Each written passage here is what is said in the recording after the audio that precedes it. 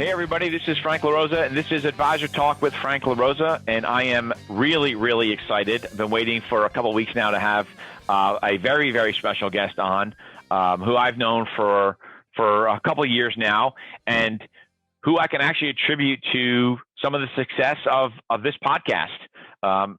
He may not remember it, but I'll give you a little bit of the story once I make the introduction. But I want to introduce today Vaughn Kohler. How you doing, Vaughn? I'm great, Frank. Thanks so much for having me. I can't tell you how excited I am to have you on. For those of you listening, I know Vaughn through, as he's a former pastor, which is he'll get into his background in a little bit, but a former pastor. But where I know Vaughn was he is the former co-host of a podcast called MFCEO with Andy Frisella. Now it's called The Real AF with Andy Frisella. So for those of you listening, if you want some really good content on entrepreneurship and life in general, and you don't have, well, you'll get the idea when you hear the podcast. It's not for the faint of heart. It's not for the faint of heart. Yes. But the content is great. And, Andy is a great human being. Don't let the F-bombs fool you. He's a great guy, huge, huge, huge heart. And so for me, it was transformational for me when I first started listening to you guys on that podcast. And I remember my wife saying to me one day, because I'll get into my background a little bit, but my wife was saying to me, you should listen to these guys on this podcast called MFCEO. And you all can surmise what the MF part means after you listen to about 30 seconds of it. And she said, it's really been eye-opening for me to understand what you're going through as a business person, because I was trying to explain some of the stuff to her, because I had come from I was a branch manager, complex director at a firm called Morgan Stanley, and lost my job and was forced into entrepreneurship, right? I think that I had always been an entrepreneur at heart, which is why I went against the grain in the W-2 space, right? I just, I was an action-oriented guy and just couldn't handle, let's have a meeting about a meeting next week, and it takes a month to make a decision, and I just struggled with that. And so, but I was forced into that, and my wife just said, you need to listen to this podcast. And so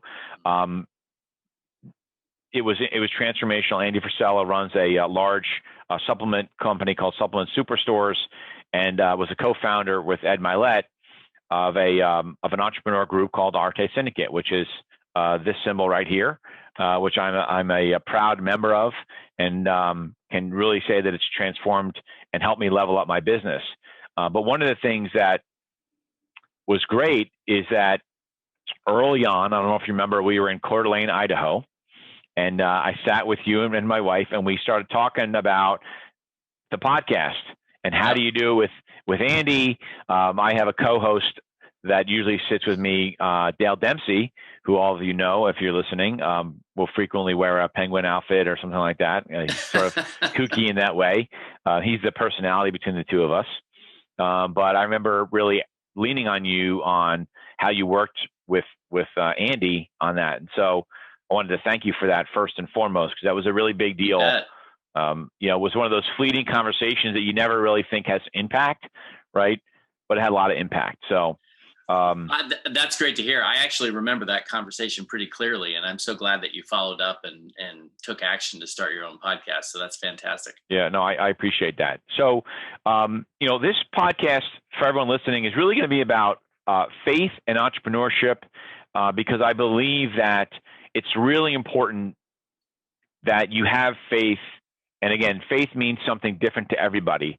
Within our company core values, one of our core values is commitment to faith, right? And it doesn't necessarily mean a religious faith, but it's a faith in a higher power. It's a faith in a lot of different things, faith in yourself, faith in a process, and faith in, I call it the law of the universe, right?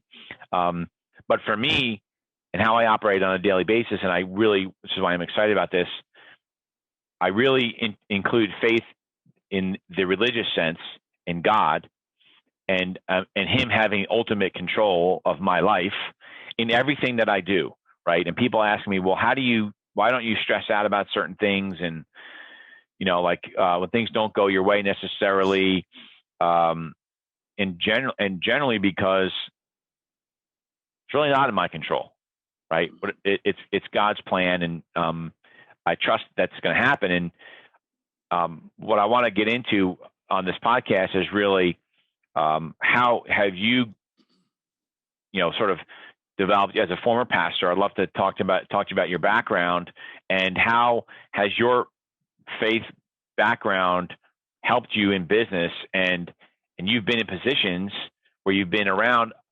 really, really successful people, and what are the commonalities that you see in those people? So with that said, maybe just give our listeners your background, maybe not going back to high school, but sort of how you sort of came into the business world as a pastor, right?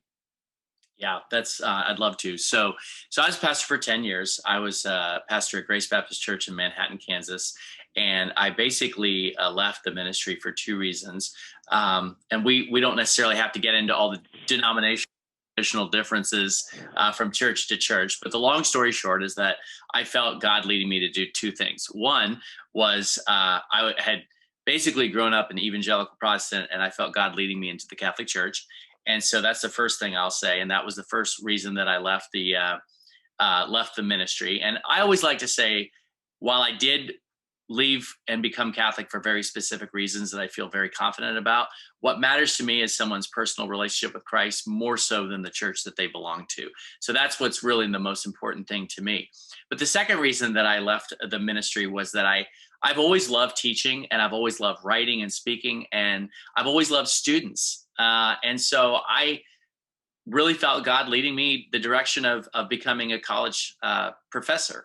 And so in 2011, I left the ministry. And then for about a year or two, I worked for a college. I worked in the marketing department because I didn't have a PhD, but I talked them into hiring me in the marketing department. And my plan was that I figured a semester later, I would say, hey, by the way, I have a couple of masters. You ought to let me teach in the communications department. And that's what happened. I was pretty slick in the way that I arranged that. But the woman that I had married, that my wife, she had just finished residency. And so for a variety of reasons, we moved from the Kansas City area to St. Louis. And because I, had been a pastor for 10 years, I had no difficulty getting into that. I'll call it a career. I mean, it's a calling, but I call it a career. I had no difficulty getting into that career. I had talked my way into getting hired at Benedictine College. So I thought it was going to be super easy. We moved to St. Louis, and I'm just going to be able to talk my way into a new job. And what happened, Frank, was that it was a very humbling time, because I started sending out all sorts of resumes, and I started contacting people and trying to, as they say, hire a boss. And I wasn't getting any traction. And it was very humbling. And I was starting to get pretty desperate, because I was like, you know what? My wife, was a doctor, but she had taken a job at a startup. So she was being paid about a third of her market value. And we had student loans that we needed to pay. And so I was starting to freak out, thinking, I'm not providing for my family. What am I going to do? And two things came up. One was that there was a local magazine that had asked me to write for them because they knew that I was a good writer.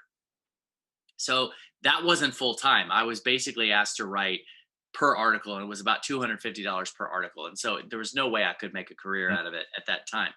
The two other things that came up was that I started thinking, well, I am a good writer. Maybe I ought to try my hand at ghostwriting and starting my own ghostwriting company. And I did. I filled out the paperwork to get the LLC and all that good stuff, but I hadn't gotten it rolling yet. So that wasn't bringing in any revenue.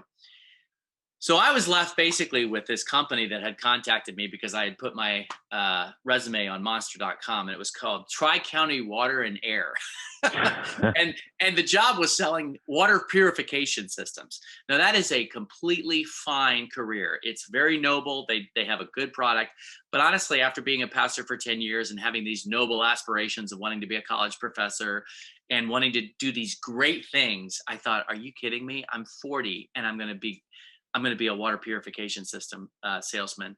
And so I was really depressed. I thought Yeah. that I had really lost my way. I was really kind of just asking God, like, what are you doing, Lord? And so on the day that I went out for my very first call, it was a very bleak February day in Southern Illinois. I mean, it was just a very depressing day. The sun was not shining very well. It was It was dark and gloomy. a true test. You were being Yeah, tested it was a at, true like, test. yeah. True test. And so I went out to this first talk, or excuse not talk, this first sales call in Southern Illinois. And on the way, I got a phone call. And the phone call was Bobby Keppel. He was the guy that had actually started the magazine. And he said, "Hey, we just fired our editor. Would you like to be our full-time editor? Because we think you could do a really good job." And I'm like, oh my gosh, yes. Yeah, turn the And he car said, around. Yeah, right. And he said, now I have to tell you that, we're a startup, so you're not going to make a lot. And it was basically the salary of a starting teacher. And so it wasn't a lot, but it was a full-time job. And Right. so it was something that was encouraging to me. And I said, yes, absolutely, I'll take it. So funny story, I got to my first sales call, and it was this young couple. They were very nice. And this water purification system was pretty expensive. And so I start going through the whole presentation, and I get to the part where they say, you're probably going to encounter some pushback at this point. And sure enough, they said, this seems like kind of expensive. We're not sure we're in the place for it right now. And, we had this whole list of objections, like how we were supposed to handle objections. Yeah, right. And I said to them, I totally agree. I don't think it's a system for you. Right. And the guy literally laughed out loud. He goes, aren't you even going to try to convince us? And I said, can I keep it real? And they're like, yeah. And I told them the whole story. And I said, I was so discouraged coming here, and I'm so sorry to be this forthright about this. That's great, though. I have, to be honest with you, I have just been given hope that God has a plan for me. And there was like this pause, and I don't know if you've ever seen the movie Tommy Boy, Yeah. but there's this pause, and the guy goes, that is awesome. And they were just like so supportive. Their little town in Illinois even had this very famous local soda pop that they made called Ski Soda. And they're like, hey, have you ever heard of Ski Soda? I said, no. And they're like, oh, we're famous for it. And they loaded me up with a 12-pack of Ski Soda. And they were just awesome. They're like, go pursue your dream. That's awesome. So I'm driving back. Yeah, I'm driving back to St. Louis. And the phone rings again. And it's Bobby Keppel. And he says, by the way, how quickly can you write another article? And I said, I could do it this week. Who do you want me to interview? And he said, well, you're going to have fun with this one. He says, there's a local entrepreneur who's literally built his company into a supplement empire from nothing. He's a big, intimidating Italian. His name is Andy Frisella. And like, I remember him saying, you're going to interview Andy Frisella. And you know what? I know we haven't gotten deep into this yet with the faith aspect, but I want to just encourage anybody who's listening. You can feel lost. I was driving to Southern Illinois feeling like I'm completely lost. I'm completely off what God wants me to do. I had no idea that he was orchestrating the events that he was, because once I met Andy, I interviewed him for the article. We hit it off. A month later, I brought the magazine back to him. He read the article. He's like, dude, you're a really good writer. But yeah, I am. But the reality is you got some amazing things. Like like your principles of leadership, your principles of business and culture. Your story, everything about him. Yeah, your story, everything about you. Like I told the whole story about how he got stabbed. I said, you ought to write a book. And he goes, I should. And to be honest with you, I'm a pretty good writer. But he says, I just don't have the time. And I go, ha, ha, ha. I know a guy who I got a guy for you. I got a guy for you. And I basically said, I want to help write your book. And he said, well, send me a proposal. And this is funny. I don't know how many of your listening audience know much about the pastorate, but I think everybody thinks about, when they think about pastors, they think about mega church pastors that are usually paid six figures. But the average pastor pastors of church of like 200 people or less. And so you don't make a lot of money. Now, my church that I pastored was bigger. It was like 700 people. So they treated me okay, but I was not used to making any money as a pastor. And so I put together this proposal for Andy, and I really researched it. And honestly, I thought to myself, I'm going to do a good job. I know I'm going to do a good job. So I threw out a number that for me was just like enormous. It was a $25,000 price tag. To a guy that drives $1 million cars. Right. To a guy that drives $1 million cars. But so I threw out this like $25,000 to help him write a book. He didn't even blink. And I'm like, oh man. Shit. 50. Yeah. But honestly, what happened was we started meeting, and it's funny. Andy, as you know, is very driven. He expects high standards. But I still say that one of the best things that Andy has ever said about me, somebody said, what's Vaughn really good at? And he thought for a second and he said, you know what? Vaughn's really good at getting shit out of me. Meaning I'm good at sitting down with him and he says, this is an idea I have. And I start asking questions and I help him unpack that idea. And so that's what we were doing when we were talking about his book and his ideas. And as you know, Frank, I think you know this, he basically said, okay, well, let's record some of my answers and we'll just post them on social media and see what happens. People went crazy. They're like, this is awesome. Where's your podcast?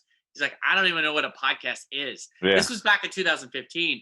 People don't remember podcasts were starting to get popular, but mostly it was sort of a geeky thing that, I have a podcast.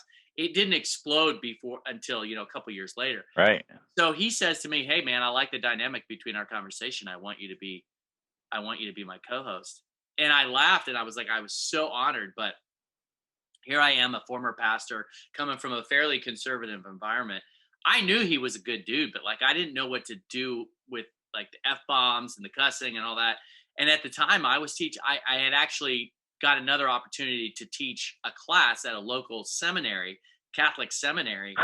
And so like two different sides of the spectrum. Right.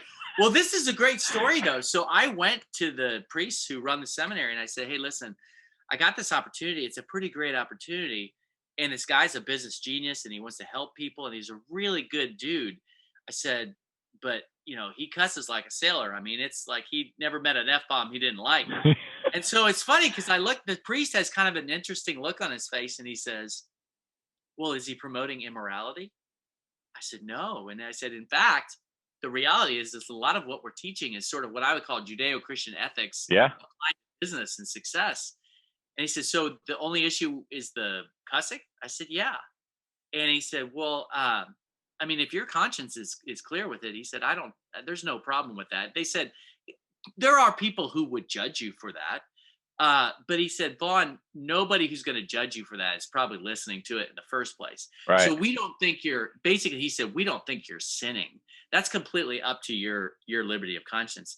And I was on another podcast recently where a host brought out the fact that had I not gotten that wise counsel from that priest, I probably wouldn't have done it. If he would have said like, oh yeah, that's bad, I probably wouldn't have done it. And the history would have been completely different. Yeah. So I agreed to it and it was just surreal. And over the next couple of years, I mean, we had a little bit of a learning curve, but not much. I mean, like within a month, we're getting millions of listeners and we were getting amazing guests on like Tim Grover and Lewis Howes. But I think the thing that people really loved about the MSCEO project was mostly it was just Andy sharing his story and his insights and his personality. And that was so much value. We didn't rotate guests like a lot of podcasts do. When there was a guest that we really thought had value, we brought him in, but we didn't have guests just for the sake of having guests. No, I think, look, it was a lot of the discussion between the two of you and for anyone that was running a business or trying to run a business and start a business, it was almost better than like getting an MBA, right? Yeah. It was, MBAs, read a book here, know this information, but if you want the real life version, listen to Andy and Vaughn talk about business. Yeah. One of the things that you may not know, and you're talking about faith earlier on, and why this is such an important interview for me is because that point about where you said you were lost. So when I and a lot of my listeners know this, but when I got fired from my job, right, that was who I was. I was at the pinnacle, and I basically sort of lost my whole identity, right? Lost all my money, accounts were frozen, and it was just an ugly situation, right? Attorneys and all these things, and struggling, depressed, couldn't get out of bed, was a struggle for me, right? And I would do some things. I'd look for jobs and would just get further depressed with, what was out there. And the day I remember exactly where I was, what I was doing. I was driving down the street and I was going past this church in our town, and there was a PSE&G crew working on the side of the road. And I remember looking at them and being envious that they had a job. Now I was making, not quite $1 million, but I was right up there, right, at 38, 39 years old, I think it was. And being envious, and I sort of just had no music on, and I was sort of doing the recruiting thing, which is what I do today, right? But I was sort of half in, half out, right? And I remember literally talking to God and saying, Lord, just tell me what you want me to do, right? Because this isn't what I'm doing right now is not working. Like, I'm half in, I'm half out. I'm doing some recruiting and I'm doing okay, but I'm looking for another job. And I just was like, tell me what you want me to do. And it was like he was sitting in the passenger seat, like, this is what I want you to do. I want you to stop looking around. I want you to build a company within your space, within the financial service space, that no one has ever built before, right? And I want you to, I had no ego at that point anymore, right? Because what got me into trouble, I believe, and made me believe that I was irreplaceable, right? So that ego was running the show. I believe that was him taking me out of that situation because my ego was out of control, more or less, right? And so I had no ego left, right? When you're looking at PSE&G workers that are maybe making $75,000 a year and you're envious of them, you have no more ego, right? And so, and I went to church every day. I went to a chapel right down the street here. That was because there was a little chapel open up every day, and it was the only place I used to find peace, right? Yeah. When my anxiety was just through the roof, I would just go and I would sit in the chapel, and sometimes it was I would doze off for 15 minutes, and because I would just feel relaxed, right? But almost inevitably, I would go in there and something good would happen. I would get an email from somebody. I would get a phone call from an opportunity. It was almost like, wow, I'll just keep coming back every day, because every day I come here, something good happens, right? And so that's why faith plays a huge role in my business. And, I know that there's a lot of people, sort of like your story, where, you just don't necessarily know what's happening to you right now, right? And you have to lean on faith to do that, to really understand that it's out of your control to a degree, right? You have to help yourself, so you have to do things, because God's just not going to help you if you're not doing something. Right. So I think people make that mistake. Well, I'm asking. Well, that you're not doing. You have to. He's looking to see what your actions are, not just what you're asking for, right? And being 100%. Grateful for, right? And so, in our space, and why I think this is great is that there's a huge transition of advisors going to be becoming entrepreneurs, and there's a lot of unknowns in that world in terms of running a business, and there's levels of anxiety that they get about what they have to do, and so I think that leaning on faith is really important, and and I'm not the person. I talk about it more often than I have, and I find that the more I talk about faith, the better I feel, the more good things happen, right? Yeah. And the people around me feel better, and it's an evolution, it's an energy, and it's a vibe, and it just continues to grow. So, but that's me, right? I live in a small circle, and one of the things I would like you to talk about is, one, what is this thing that I believe you sort of call sacred drive, right?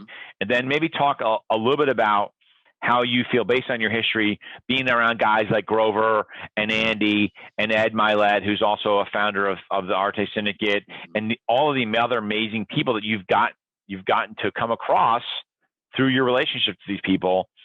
How do you see faith playing a critical role in these people's lives? Because there is no coincidence that when you hear ultra successful people talk, maybe not 100% of them, maybe 100% of them have a belief, but maybe they don't talk about it as much, right?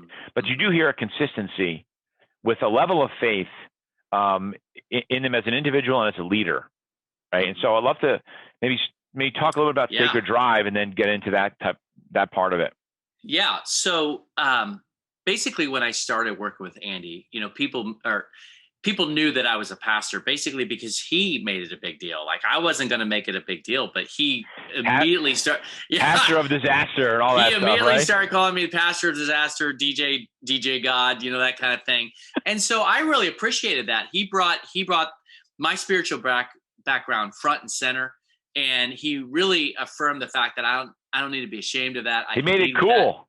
Yeah, he made it cool. And so I really appreciate that. And then what happened is over the next, 4, 5, 6 years, because we were talking to entrepreneurs and people who were overachievers, who were very driven and ambitious, I would time and time again get questions like this. Like I'd get a DM or I get an email and basically it'd say, hey, listen, Vaughn, so I'm a total overachiever. I'm driven. I'm ambitious. I want to run up the score. I want to smash faces. I'm competitive. All right.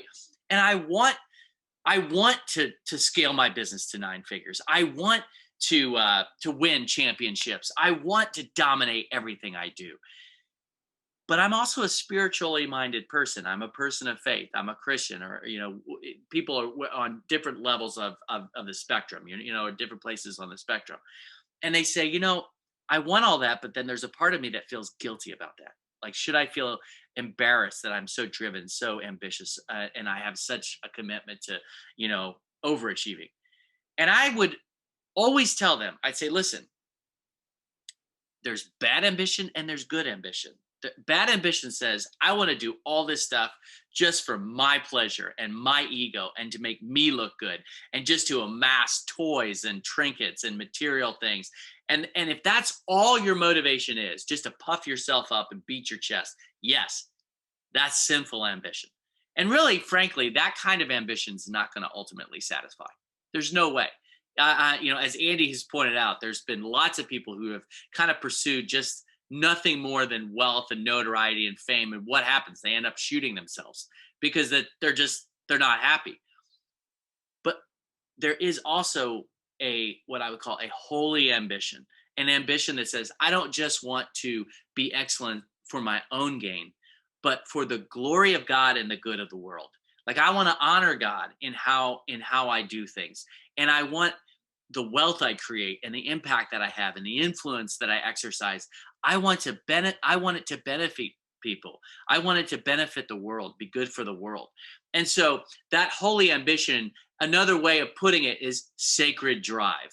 We have this sacred, special drive within us to be excellent, to be ambitious, to be committed to excellence. Again, not just for our own gain, but for the glory of God and the good of the world. And that's where the term sacred drive comes from. It's just another way of saying holy ambition or righteous upward mobility.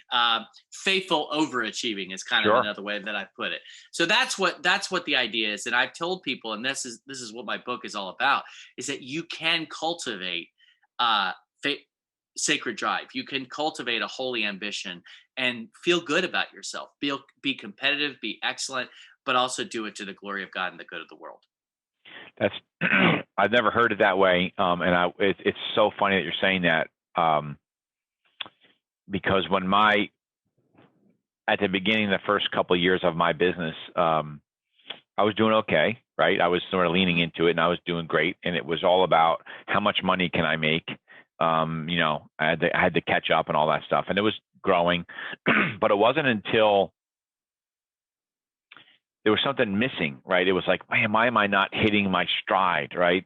Mm-hmm. It wasn't until and I told this story to Ed the first time I ever met Ed. We're sitting at a dinner that you guys did it was the first syndicate live event, right? We had that dinner that night, and it wasn't until I basically got rid of everybody in my office. I'm like, this is not working.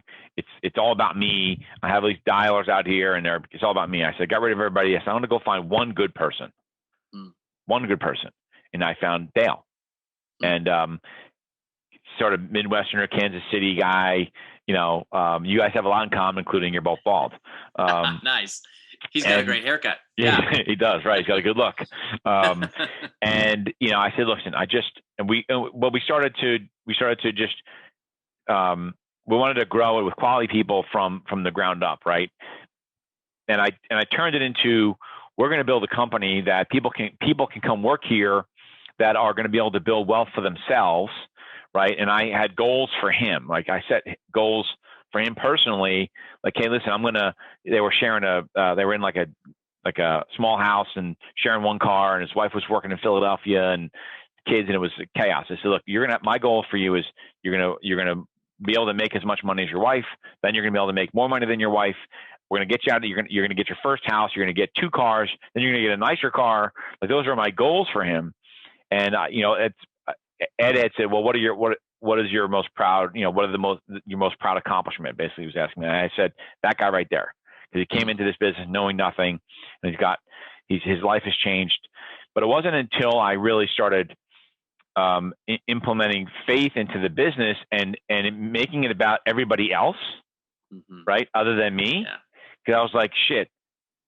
In my old life, it was all about me, and that didn't get me. That ultimately, got me crushed, right? Yeah. And so I better not do that again. I better not repeat the same mistake. And when I did that, that's when my business started taking off.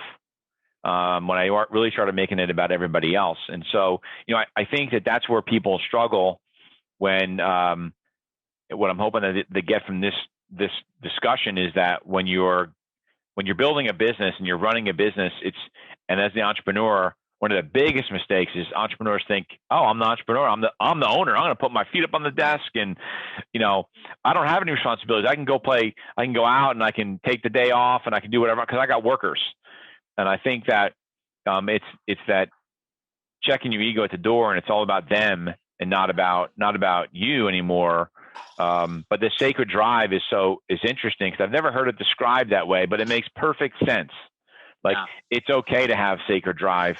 As long as it's okay for you to have a drive. Like, I want to have a huge company. And I know that if everybody that works with me as partners, does the right thing, they're good people, they do the right thing for our clients, which is first and foremost, right? Then we'll all make money, and ultimately I'll make money, right? And I'll do just fine, right? Absolutely.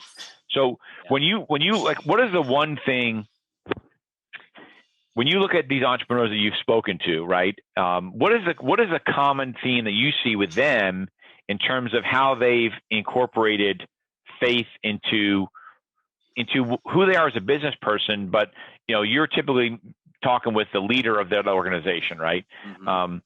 What is that common theme that you can see? Because a lot of our clients and our listeners, they're running the business, they have employees, and so. What is it that you think they can incorporate, like a Tim Grover or an Ed Milet or other great guests that you've talked about that I know they're faith-based individuals?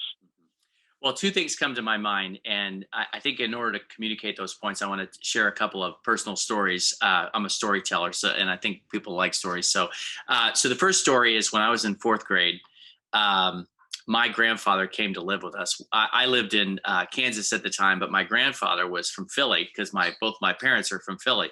And he was a lifelong blue-collar worker, worked in a factory.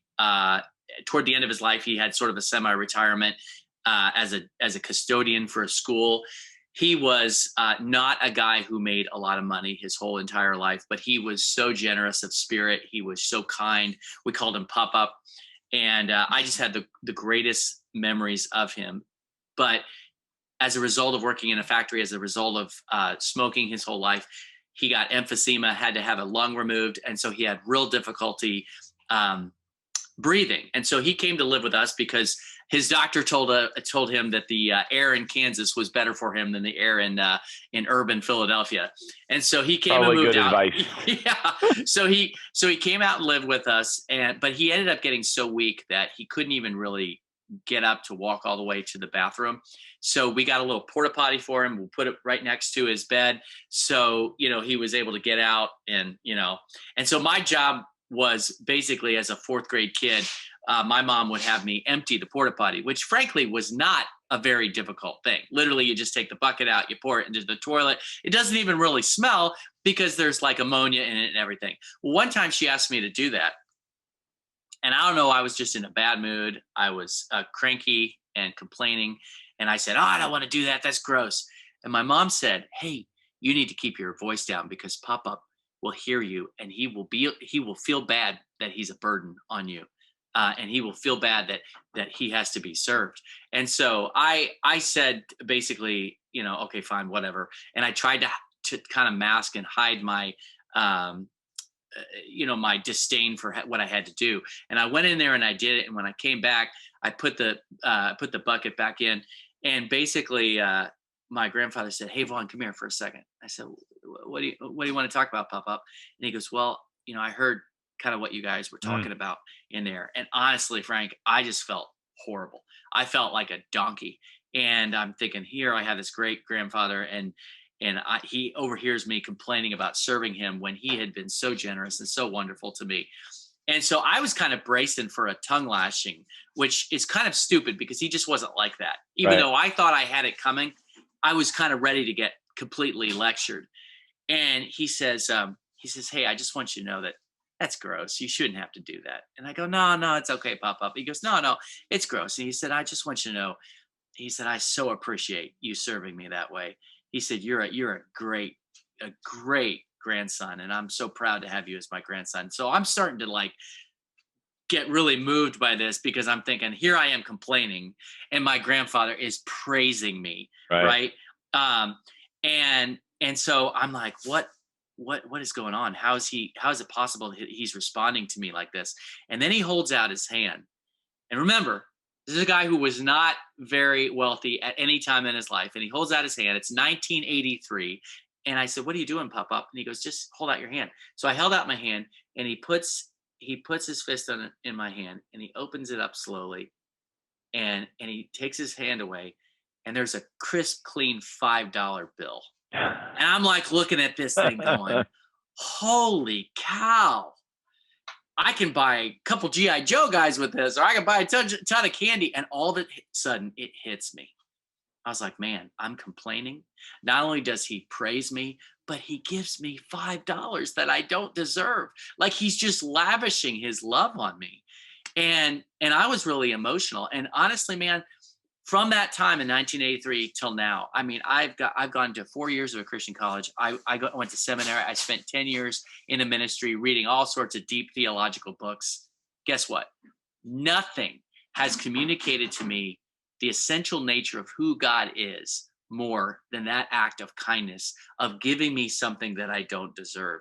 And you ask about what all these great, entrepreneurs and overachievers have in common. To me, it's the fundamental belief that even when we make mistakes, even when we get off the path, even when we, do something really boneheaded, there's some fundamental belief that God is good, that he still loves us, that he still wants to bless us. He wants to do good for us.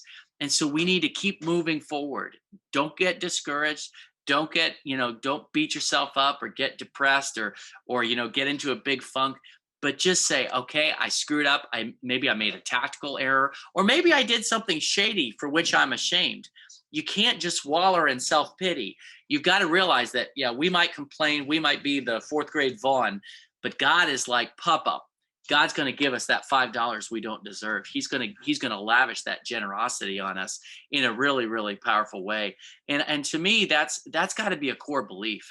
If you're listening to this right now and you're going, I don't know that there is a God who really loves me and really wants to be kind to me, you're gonna go insane, because there's so many bad things happening in the world that if you don't have that fundamental belief in God's goodness and generosity, you're just not gonna make it.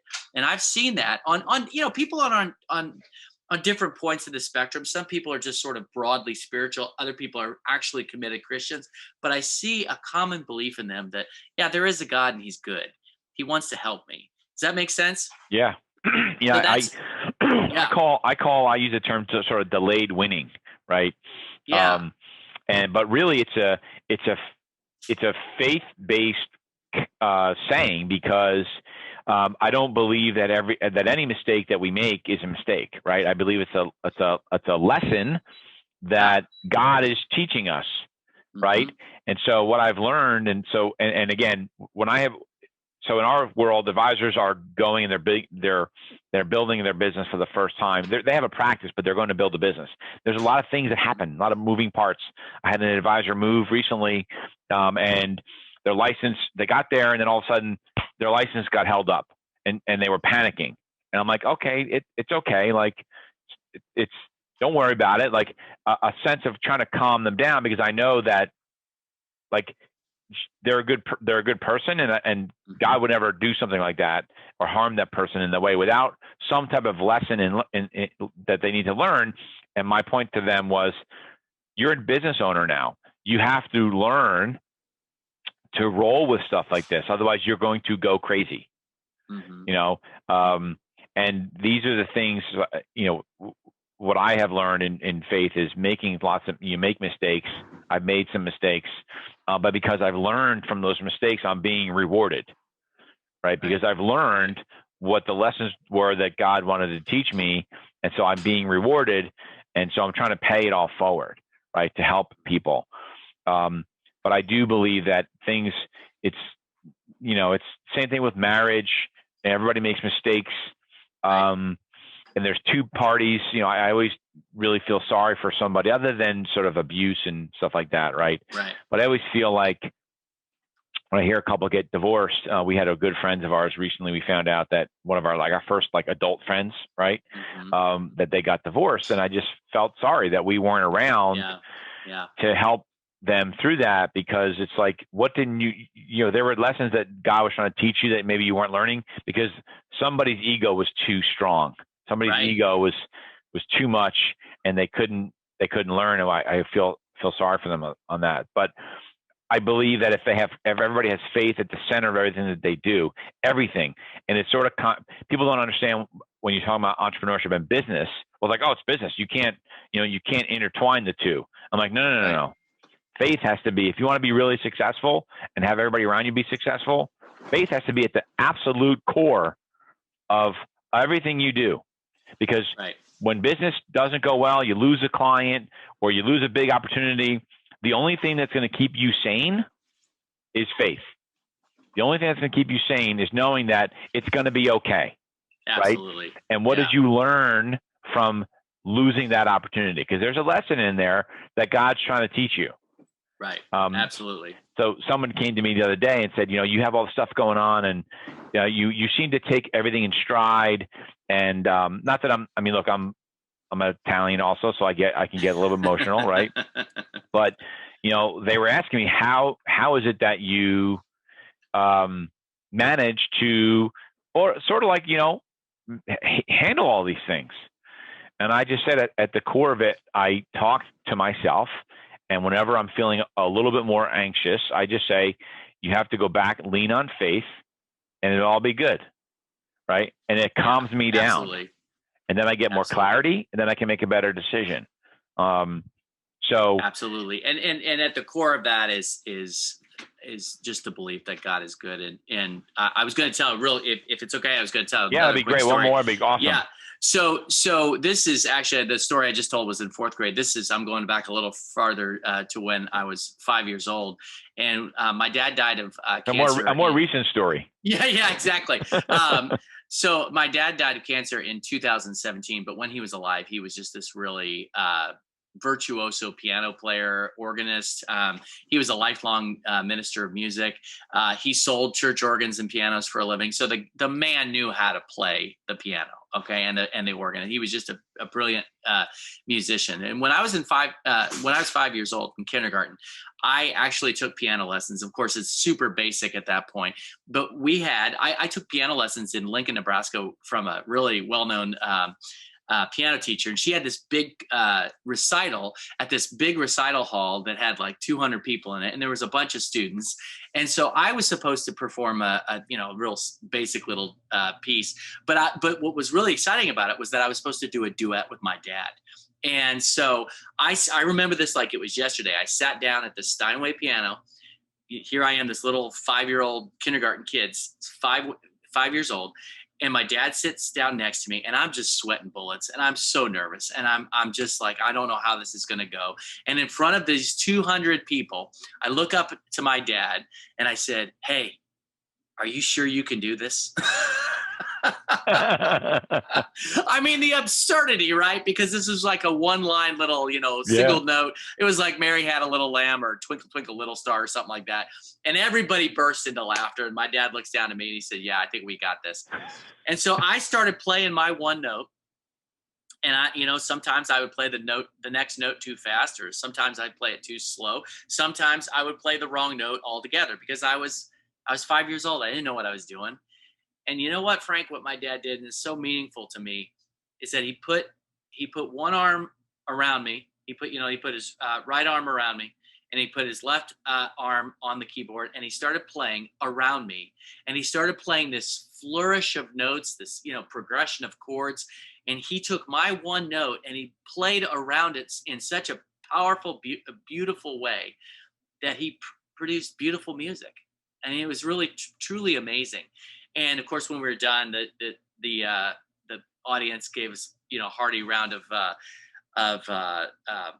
applause. And I've always used that as an analogy that so the Bible says in Romans chapter 8, all things work together for the good of those who love Jesus, who are called according to his purpose. Those who love God, who are called according to his purpose. And the Bible from the beginning to the end basically says that nothing happens apart from the will of God. Like Jesus even says, not even a sparrow falls to the ground apart from the will of God. Like God is so intimately part of our lives and the unfolding events of the human race that we don't have to worry that something's just meaningless or that everything's out of control. And what's interesting is that regardless of where people find themselves on the spectrum, whether they're just sort of basically broadly spiritual, or they're professing Christians, or even if they're just not even religious in any way, what's really interesting is that when there are surveys done and polls taken in America again and again and again, regardless of whether people are religious or not, they do have that basic belief that everything happens for a reason, that everything happens for a purpose. And what I find in entrepreneurs and overachievers is this basic belief, not just that God is good, but like you've been saying a couple times throughout this podcast, that God's in control, that everything happens for a reason.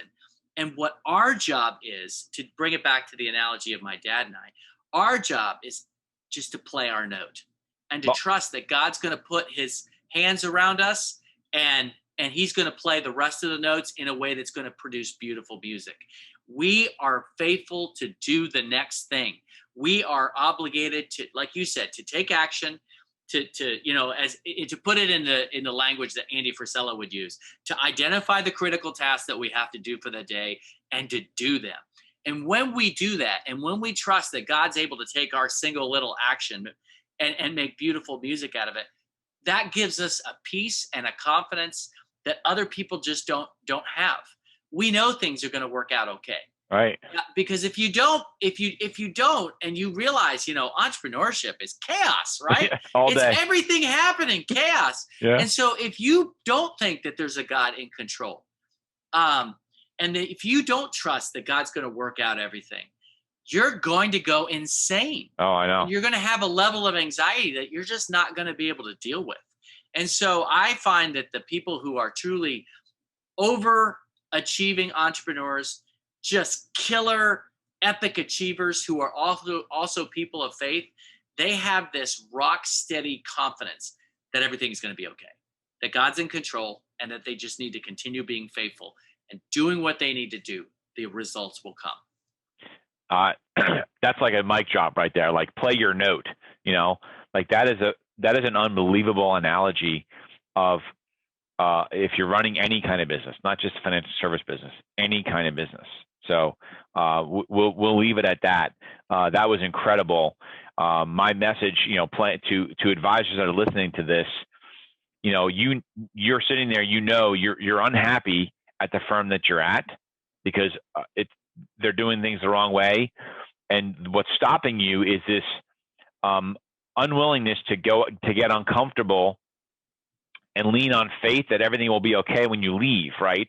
And the message, which I've also learned over time, is that when you're going to the office and you're not feeling good about the situation, you have to understand, the way I look at it is, that is God telling you to leave that situation. You're just not listening, right? I really believe that. That they talk about the gut. They talk about that the inner talk. I call it the gut feeling, right? Gut feeling to me is God talking to you. Mm-hmm. And what holds advisors back a lot of times is the uncertainty, right? The fear of what's going to happen if I move. And the message, which is perfect for what you just said, is you know what you're good at. You know what you should do. Trust God, or have faith in something. Doesn't, again, depending on where you are on the spectrum, that if you're doing it for the right reasons, and I always say to advisors, if you're doing it just for the money, it never works out, right?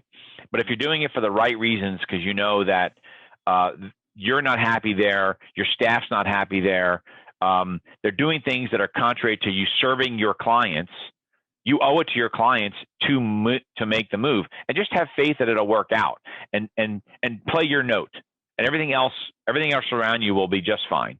And so that's really the message.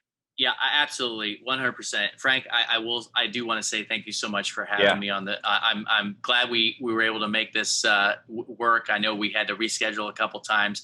I also encourage anybody to connect with me. I love meeting new people. You can go to my website, vaughnkohler.com. I have a weird name, so I'll spell it. It's VAUGHNKOHLER.com. I'm also on Instagram.